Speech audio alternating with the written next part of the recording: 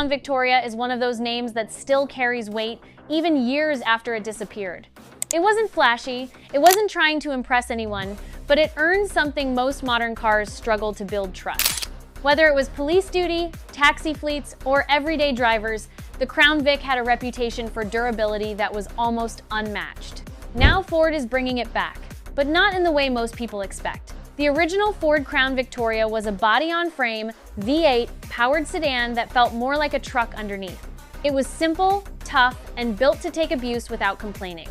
That formula doesn't exist anymore, at least not in the modern sedan market. So the 2027 Crown Vic is expected to take a completely different approach. Instead of going back to that old-school setup, Ford is likely to build it on a unibody platform, similar to modern sedans. That means better ride comfort, improved efficiency, and a design that fits today's expectations.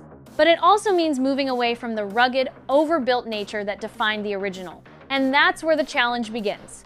Because the name Crown Victoria comes with expectations. People don't just remember what it looked like, they remember how it felt. Solid, predictable, and almost impossible to kill. Translating that into a modern vehicle without losing its identity is not easy. The biggest question, though, is the powertrain. Ford has hinted at the possibility of an electric version, positioned as a low-cost EV option. On paper, that makes sense. The market is moving toward electrification, and offering an affordable electric sedan could attract a completely new audience. But for longtime fans, that idea doesn't land the same way. The Crown Vic was always associated with a V8. The sound, the feel, the simplicity, going fully electric removes all of that. It might make the car more efficient and modern, but it also risks stripping away what made it special in the first place. That's why a V6 option could be the smarter middle ground. A modern V6 would deliver enough performance to keep the car feeling strong, while still fitting into today's regulations and efficiency standards. It wouldn't replicate the exact experience of the old V8, but it would at least preserve some of that character. Then there's the bigger issue. Do people even want a large sedan anymore? The market has shifted heavily toward SUVs and crossovers.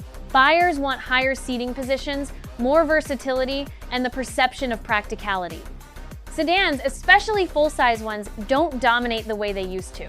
Even if the new Crown Vic comes with strong specs, a clean design, and modern features, convincing buyers to choose it over something like an SUV is going to be a challenge. Positioning becomes critical here. If Ford prices it too high, buyers will move toward more practical SUVs. If they price it too low, it risks feeling like just another fleet vehicle rather than something people actually desire. Finding that balance is going to determine whether this comeback works or fades quickly. What the Crown Vic does have going for it is recognition. Very few sedans carry this level of history. The name alone brings attention, especially from buyers who remember what it used to represent. And if Ford can tap into that nostalgia while still delivering a product that makes sense today, there's potential here. But it has to feel honest. It can't just be a modern sedan wearing an old badge. It needs to capture at least part of the original spirit, whether that's through durability, simplicity, or just a sense of confidence behind the wheel. So, is it worth the wait?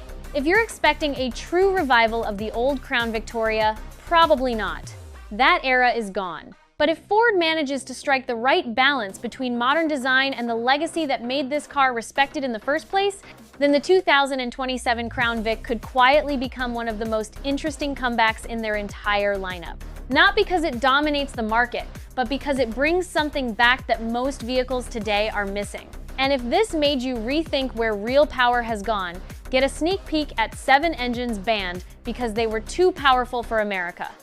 And the craziest part is that these motors weren't just fast. They were considered too dangerous to stay on the road, now popping up on the upper left of your screen.